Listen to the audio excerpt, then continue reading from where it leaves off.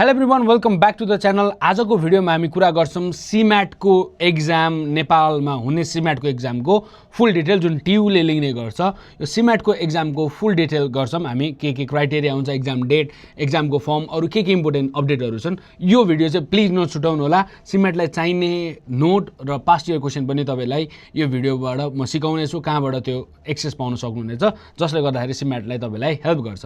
CMAT 2083 को syllabus के छ त भन्दाखेरि सिलेबस सदाबार 100 मार्क्सको क्वेसन हुन्छ, अब्जेक्टिभ हुन्छ, 90 मिनट हुन्छ, 40% चाहिँ तपाईँले लिएर आउनुपर्छ।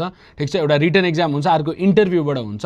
अब रिटन एक्जाम भनेको यो 100 मार्क्समा रिटनै पर्छ। ठिक छ, रिटन एक्जाममा भर्बलबाट 25, क्वान्टिटीबाट 25, लजिकलबाट 25 र जनरल अवेरनेसबाट 25 गरेर 100 मार्क्सको क्वेसन सोध्छ, जसबाट तपाईँले 40% लिएर आउनु पर्छ। ठिक छ, तपाईँको अब कसरी मेरिट लिस्ट छानिन्छ त भन्दाखेरि 60% सिम्याटको इन्ट्रान्सबाट, 30% तपाईँको +2 कोबाट, +2मा त्योभन्दा अगाडि कति मार्क्स ल्याउनु भएको छ त्योबाट, र 10% चाहिँ इन्टरभ्यूबाट चाहिँ तपाईँको सेलेक्सन हुने गर्छ।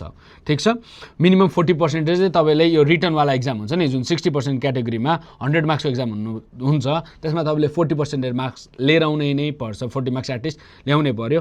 Minimum D+ grade in each subject 11-12मा, अथवा जिपिए CGPA 1.8 भन्दा बढी हुनु पर्यो। सेकेन्ड डिभिजन इन 10+2 यो हेर्नु, 11ले चाहिँ student, past student waiting for grade 12 can also apply, तर तपाईँको एडमिसन गर्नु टाइममा चाहिँ 12 को रिजल्ट आइसक्यो हुनुपर्छ। यदि तपाईँको एनजी आएको छ भने पनि तपाईँले फर्म भर्न पाउनुहुन्छ, तर रिजल्ट एडमिसन गर्ने टाइम अगाडिसम्म तपाईँको पास भएको सर्टिफिकेट चाहिँ हुनुपर्छ। ठिक छ, सिलेबसको बेसिक कुरा गरिहाल्यौँ, भर्बल, क्वान्टिटेटिभ, लजिकल र जनरल हुन्छ।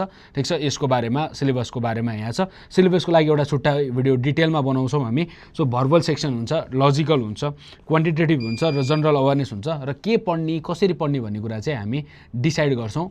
कसरी पढ्ने, के गर्ने भन्ने कुरा चाहिँ यो सिलेबसको पुरै गरेर यसको कहाँबाट मटेरियलहरू हेर्ने, के गर्ने, यो टपिकलाई कसरी पढ्ने भन्ने कुरा चाहिँ हामी नेक्स्ट भिडियोमा लिएर आउँछौँ। डिटेल सिलेबसलाई एनालाइसिस गर्छौँ, यो पढ, जनरल अवेरनेसमा यो इम्पोर्टेन्ट हुन्छ, लजिकलमा यो इम्पोर्टेन्ट हुन्छ भनेर चाहिँ सिलेबस चाहिँ तपाईँले स्क्रिनसट गर्न सक्नुहुनेछ।